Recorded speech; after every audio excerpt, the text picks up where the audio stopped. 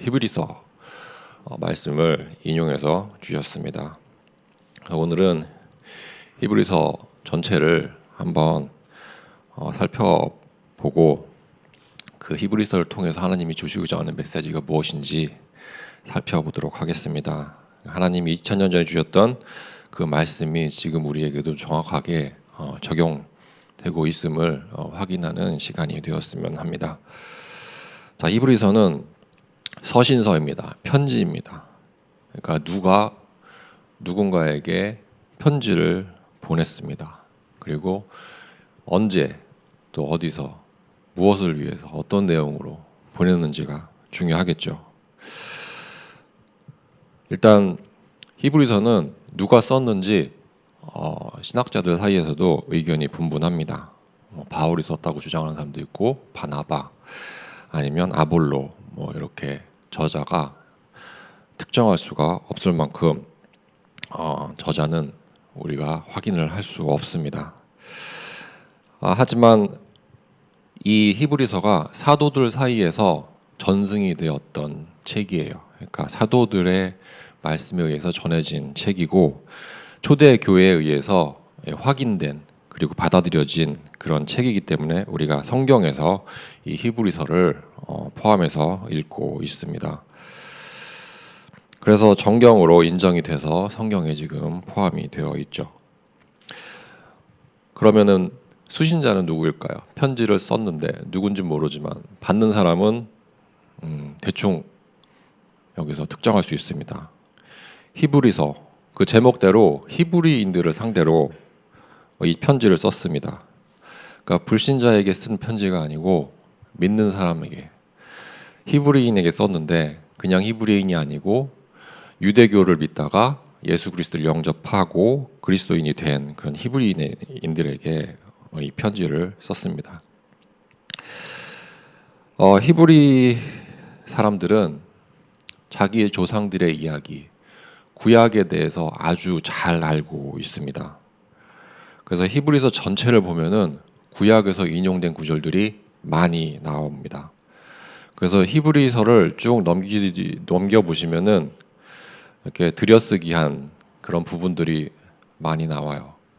그 부분들이 구약에서 인용된 그런 구절들입니다.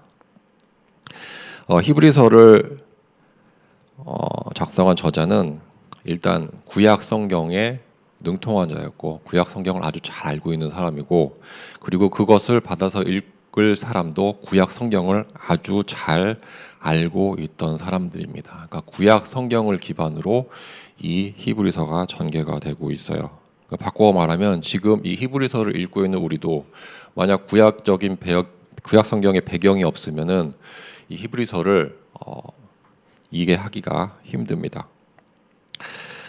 히브리서 저자는 독자들에게 다음과 같은 구약의 사실들을 우리가 이미 알고 있을 거라고 전제를 하고 이 글을 쓰고 있습니다. 하나님이 아브라함을 부르셨죠. 그리고 이스라엘 민족을 이루게 하셨습니다.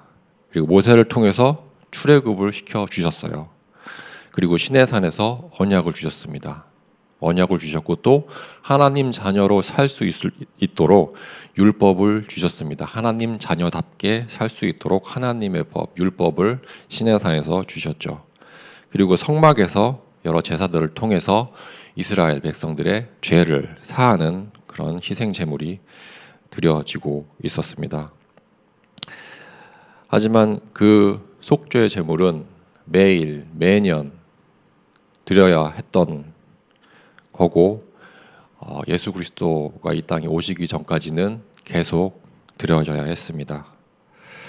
또 그들은 약속의 땅을 향해서 하나님의 말씀만 의지해서 광야로 인도받았던 사람들입니다. 이렇게 하나님이 이스라엘 민족을 통해서 이루신 그런 역사를 이미 잘 알고 있는 히브리인들을 대상으로 이 히브리서를 썼습니다.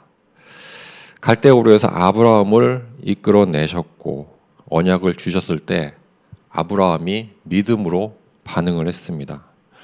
믿음을 가지고 하나님 말씀에 순종을 했습니다. 그리고 히브리 사람들은 그것을 알고 있습니다. 그리고 또 모세를 통해서 애굽에서 노예 포로 속국 신세에 있던 이스라엘 백성들을 이끌어 내셨을 때 모세가 하나님 말씀과 능력에 의지해서 하나님 말씀에 순종했다는 사실을 이스라엘 백성들은 잘 알고 있습니다. 그리고 광야길을 가는 동안에 모든 이스라엘 백성들이 다 문제를 만나면은 불평, 불만, 불신앙 빠져 있을 때 여호수아와 갈렙을 통해서 하나님이 이스라엘 백성들을 가나안 땅으로 이끌어 내셨음을 모든 히브리인들은 알고 있습니다. 이렇게 구약 성경에 대해서 잘 알고 있는 저자가 구약을 잘 알고 있는 히브리인들에게 쓴 편지가 히브리서입니다. 그렇다면 왜 이 서신서를 작성을 했을까요? 히브리서의 기록 목적을 알기 위해서는 이게 언제 기록이 됐는지를 살펴보아야 합니다. 두 가지가 연결이 되어 있기 때문이죠. 히브리서는 대략 주후 70년경에 70년이 되기 전에 쓰여졌습니다. 그러니까 주후 70년은 예루살렘 성전이 무너진 시기죠. 그러니까 예루살렘 성전이 무너지기 전에 이 히브리서가 쓰여졌습니다. 그리고 주후 33년, 그러니까 예수님이 이 땅에 오셔서 십자가에서 죽으시고 부활하시고 승천하셨을 때, 그리고 또 승천하시면서 약속을 하셨죠. 성령을 보내주시겠다고. 그리고 예수님이 다시 이 땅에 오실 거라고 약속을 하셨습니다.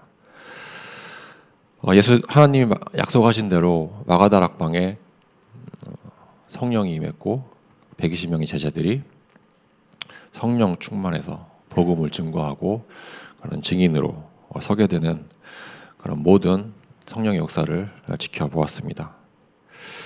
그런 일이 다 있고 나서 시간이 지났어요. 10년이 지나고 20년이 지나고 30년이 지났어요. 하지만 다시 오시겠다는 예수님은 그때까지도 오지 않고 계세요. 게다가 12명의 제자들은 하나씩 순교를 당하게 됩니다. 그리고 기독교인들에 대한 핍박은 점점 더 거세지기만 했습니다. 이게 상황이 이렇게 되니까 여러 사람들이 믿음을 떠나는 그런 일이 벌어지게 됩니다. 그래서 히브리서는 흔들리고 있는 그런 독자들에게 믿음을 지키라고 그렇게 권면을 하고 있습니다. 그리고 그리스도를 떠나서 받게 될 그런 책망에 대해서도 경고를 하고 있습니다. 히브리서 13장 22절을 보면은 이렇게 기록을 하고 있죠. 제일 마지막 장입니다. 형제들아 내가 너희를 권하노니 권면의 말을 용납하라. 내가 간단히 너희에게 썼느니라. 그러니까 권면을 하기 위해서 이 편지를 썼다고 말을 하고 있어요. 박해가 심해지고 예수님이 다시 오시는 날이 더딘 것처럼 보이지만 우리는 인내해야 한다. 믿음을 지켜야 한다. 그런 취지에서 이 히브리서를 썼습니다. 믿음에서 떠나면 안 되고 믿음을 지키라고 격려를 하고 있습니다. 그리고 절대 배교를 하면 안 된다고 경고를 하고 있죠. 하지만 히브리서 저자가 막연히 우리 인내만 하라고 여기 편지를 쓰고 있지는 않습니다. 우리가 인내를 할 수 있는 근거를 이 히브리서에서 충분히 제시해주고 있습니다. 인내를 해야 할 충분한 이유를 말씀을 하고 있죠. 이미 이 땅에 오신 그리스도, 또 다시 오실 그리스도가 어떤 분이신가를 우리가 알게 되면은 우리가 믿음을 지킬 수 있다고 히브리서 저자는 확신을 하고 있습니다. 우리가 기다리고 있는 그리스도가 어떤 분인가를 알면은 불신앙을 이길 수 있다고, 그리고 믿음을 지킬 수 있다고 이야기를 하고 있습니다. 그리스도는 구약의 어떤 위대한 인물들보다, 그리고 구약의 어떠한 위대한 그런 제도들보다 그리스도가 위대한 분이심을, 뛰어난 분이심을 히브리서는 전체 통해서 증명을 하고 있습니다. 그리고 그리스도는 구약을 완성하신 분임을 증명을 하고 있습니다. 그리스도가 얼마나 위대한 분인가를 히브리서는 대략 4가지로 정리를 하고 있어요. 그래서 1장부터 2장을 보면은 그리스도는 천사들이나 율법보다 뛰어나신 분이라고 그렇게 말씀을 하고 있습니다. 그러니까 천사들보다 율법들보다 그리스도가 뛰어난 분입니다. 그리고 3장하고 4장을 보면은 모세나 약속의 땅보다 그리스도께서 훨씬 뛰어난 분이심을 말씀을 하고 있어요. 그리고 5장, 6장, 7장을 보면은 제사장들이나 멜기세덱보다 그리스도가 훨씬 뛰어난 분임을 말씀을 하고 있습니다. 그리고 마지막으로 8장, 9장, 10장을 보면은 희생 제사나 그 다음에 옛 언약보다 예수 그리스도가 위대한 분이심을 증명하고 있습니다. 그리스도는 천사들이나 모세나 제사장들보다 훨씬 뛰어나신 분이고 그리스도는 율법을 완성하신 분이고 약속의 땅을 보증해 주신 분이고 멜기세덱보다 위대한 분이십니다. 그리스도는 완벽한 희생 제물이 되어 주셨고 그로써 새 언약을 완성하신 분이십니다. 그리고 이어서 11장부터는 믿음의 선진들이 나옵니다. 히브리서 11장은 이렇게 시작을 하고 있습니다. 믿음은 바라는 것들의 실상이요 보이지 않는 것들의 증거니 선진들이 이로써 증거를 얻었느니라. 그리고 또 11장이 이렇게 마무리됩니다.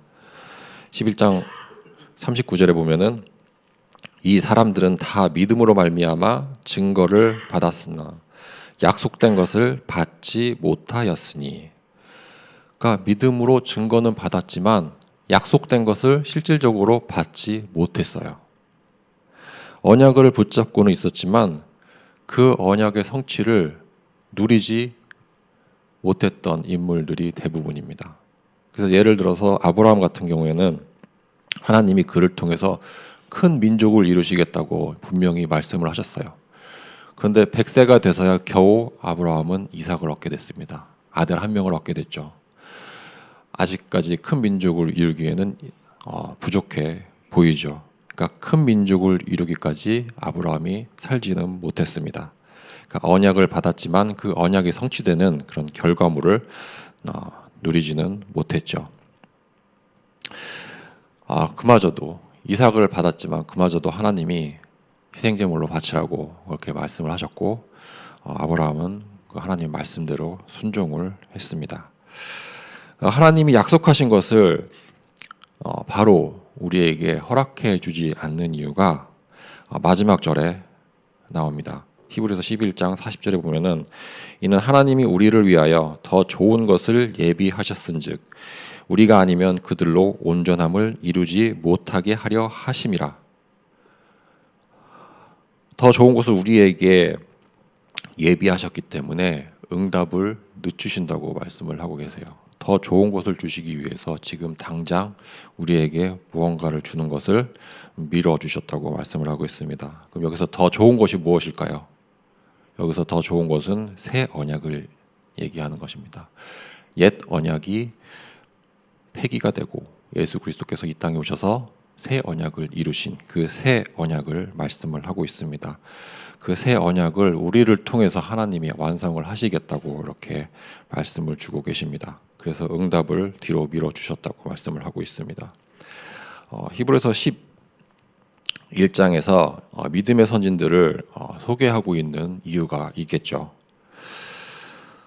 이 믿음의 선진들이 믿음의 본을 보여줬기 때문에 여기에 소개되었습니다. 비록 하나님이 약속하신 것을 바로 받지는 못했지만 믿음으로 기다렸던 그런 사람들입니다.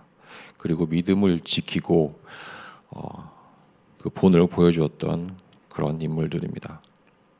초대교회가 비록 핍박을 당하고 박해를 당하고 있지만 결국 승리할 거라는 그런 확신을 여기서 말씀을 하고 있는 것입니다.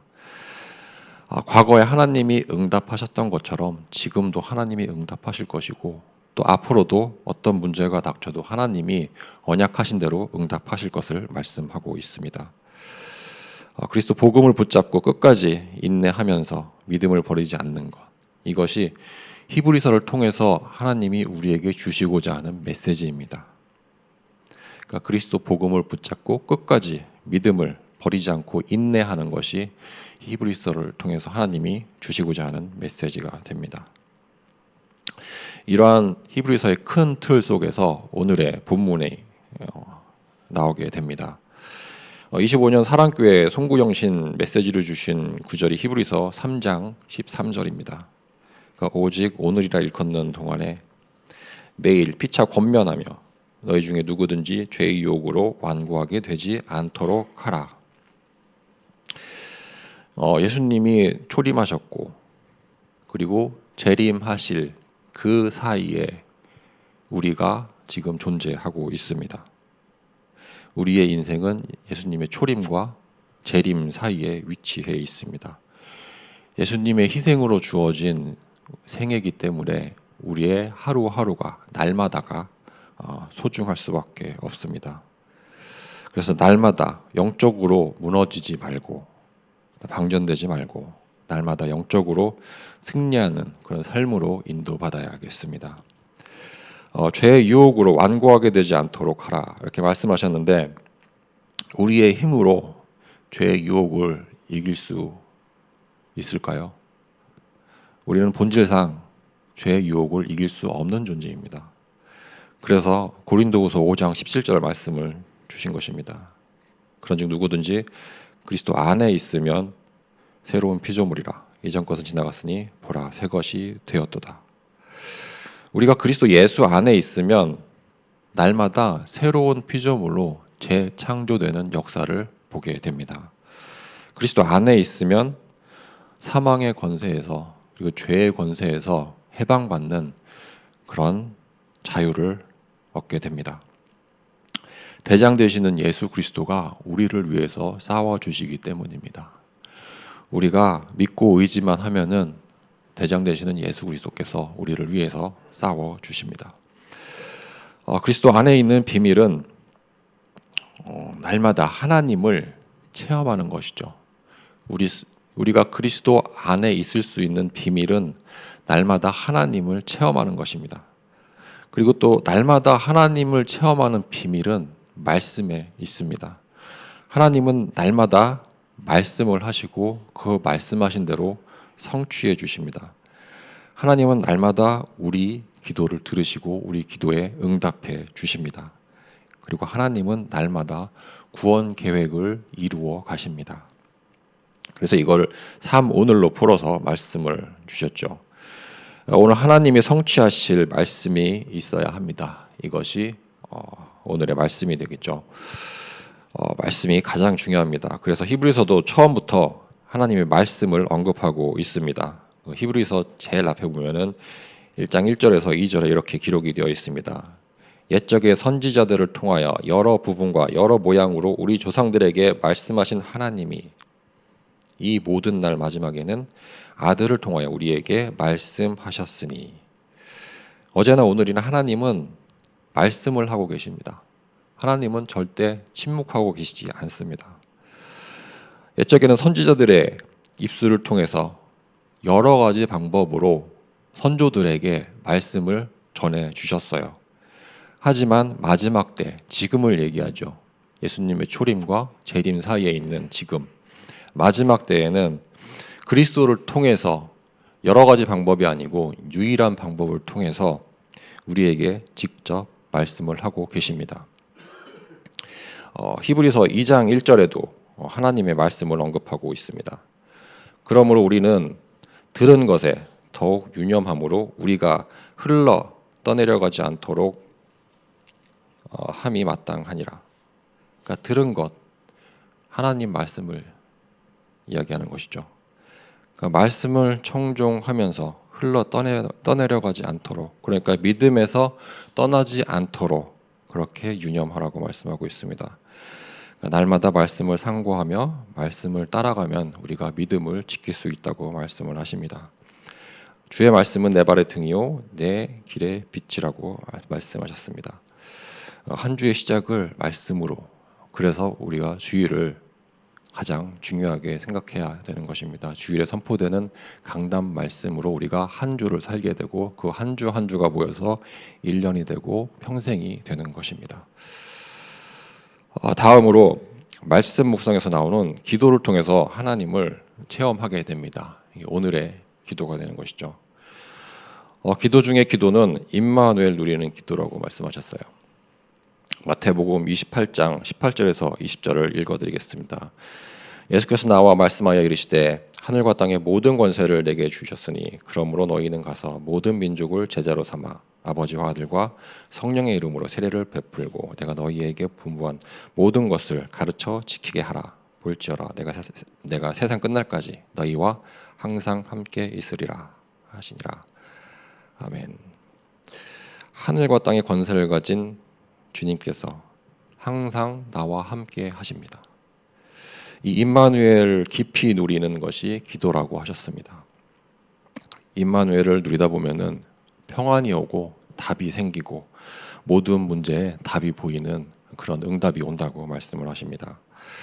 응답받기 전에 임마누엘을 먼저 구하라고 하셨습니다. 그리고 축복받기 전에 임마누엘을 먼저 구하라고 하셨습니다. 자, 그다음에 세 번째로 말씀 묵상 속에서 기도가 나오고 하루의 스케줄이 나오면 전도가 되어지는 그런 인생으로 인도받게 됩니다. 이것을 오늘의 전도라고 하죠.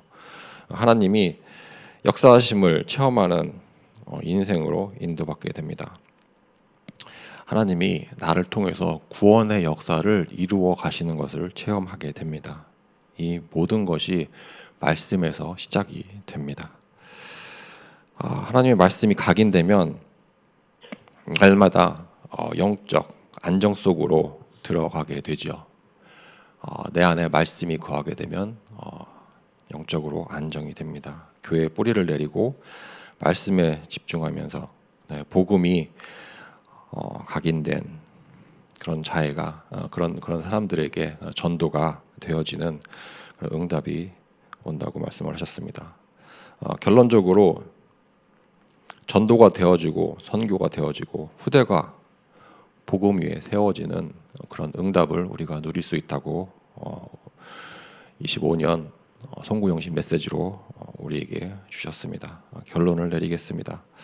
그런즉 누구든지 그리스도 안에 있으면 새로운 피조물이라 이전 것은 지나갔으니 보라 새 것이 되었도다.